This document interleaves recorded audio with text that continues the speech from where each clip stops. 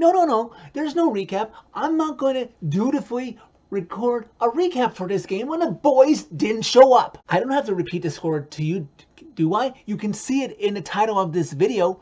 The guys didn't show up on the second half of a back-to-back. I have never seen them play this bad with this core of players. Sure, Fabro was out of this lineup, but Matthias Ekholm came right back in, so they switched spots, so you think that would be an improvement on the depth chart. Guys on this roster and people in the fan base better hope that UC Saros keeps up his streak of recording a win after his backup loses the game come Thursday. This team had nothing tonight. Okay, well, maybe the middle frame, which is strange because usually it's either the start of the game or right at the end of the game. But no, it was in the middle frame, and on either side, like a sandwich, they were smushed together. I can't really blame Rittich for any of these goals when nobody would show up in front of him. The ESPN Plus crew that we were all subjected to watching this game through disappointed again. After a TV timeout, color commentator Ray Ferraro speculated that Philip Forsberg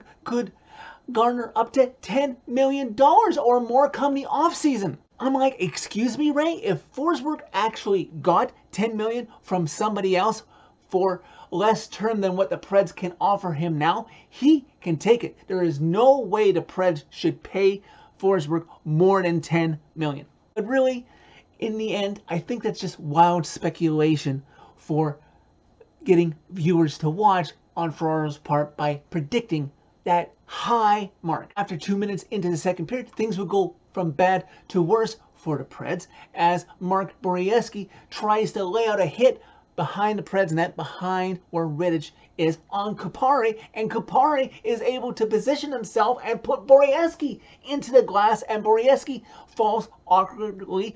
Luckily, he would leave under his own strength, under his own legs, but he wouldn't return, so the Preds were stuck playing with 5 defensemen for the rest of the game. Well, at least the Preds would somewhat garner some hard work on their strength, and again, it would be Roman Josi who would do it because he drives this team from the blue line.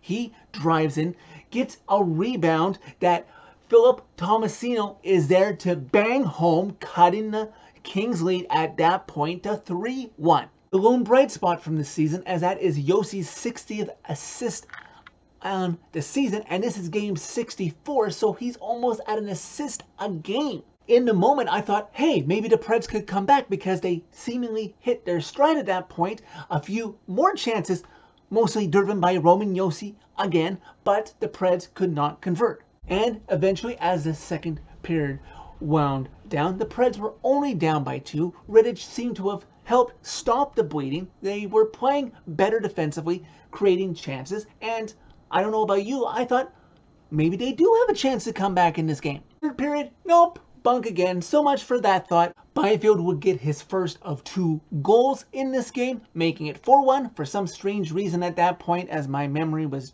trying to remember the first period and trying not to get too tarnished from the Preds' performance. I thought that Quinton Byfield already had at least one, but he would get another one, but we'll get there as John Hines, in some desperate attempt to salvage this game.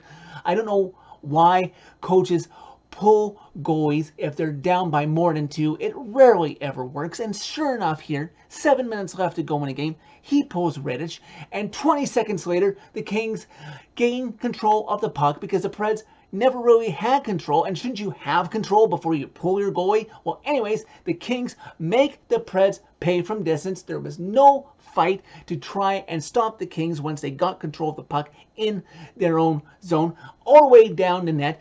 5-1 Kings. And for good measure, maybe to rub some salt in the wound on behalf of Arvidsson, who is not in the lineup for this game as he's still hurt, only 28 seconds after the Kings scored into the empty net with Rittich back in net, Quinton Byfield says, hey, I think I'll take another.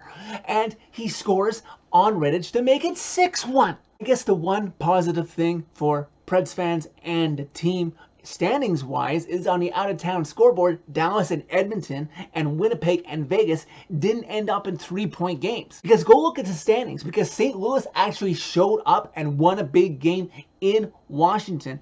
They're back in second in the Central Division standings, and the Preds have fallen into a wild card spot. Fortunately, they do have a little bit of cushion on the second wild card team. Remember, you can't call this a trap game because the Kings are actually in a playoff spot. I hope this team isn't getting ahead of themselves and looking to next week with the 3 gimmies. And I say gimmies. There is no excuse not to win these games in regulation, overtime, or a shootout.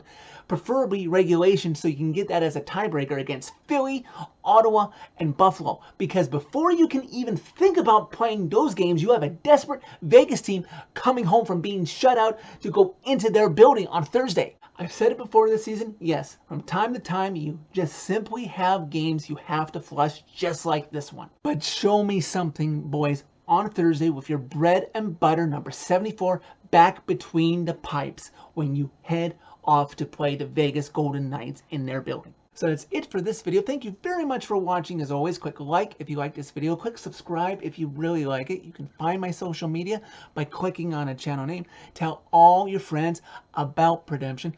What do you get when you face off a team who can rarely score as of late against a team that couldn't stop any goals? I guess we'll find out on Thursday.